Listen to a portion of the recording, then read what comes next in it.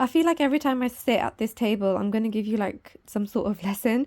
So today, guys, we are learning about Ostens fragrances. Well, Ostens perfume oil, actually. Also, I just want to say that you might see my hand shaking a little bit because I'm a bit sick and tired of my tripod. So I'm literally just using my free hand to record this. So yeah, today we are going to look at Ostens fragrance oils. So these fragrance oils I actually got at Barnes Fragrance Fair back in May. And that was because I attended one of their masterclasses on the day. And actually, that was the first time I had heard of Ostens. What this is basically they are the fragrance oils for specific ingredients that they use in their perfumes. And they do actually sell this at retail for, I think, about £215 for the 5 of them. However, I think that the bottles may be a little bit bigger because they wouldn't have given away £215 per person at that masterclass. There was like 50 people there, if that makes sense. So I do believe that in the retail pack of this on their website, the bottles may be slightly bigger.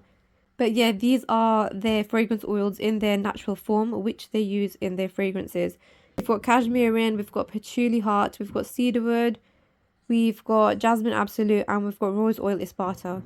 So the purpose of these separate oils is so that you can use each individual oil to layer with another fragrance and give it a boost, and of course experiment with your own scent creation. So that's what these are for.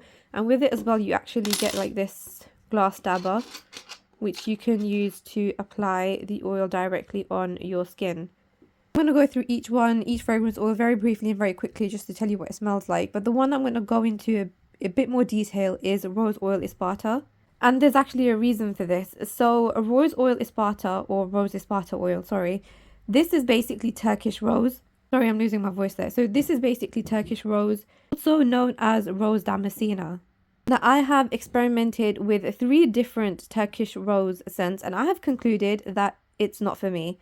So when I actually first tried this at the masterclass, I understood then that I wasn't really a fan of rose oil Esparta.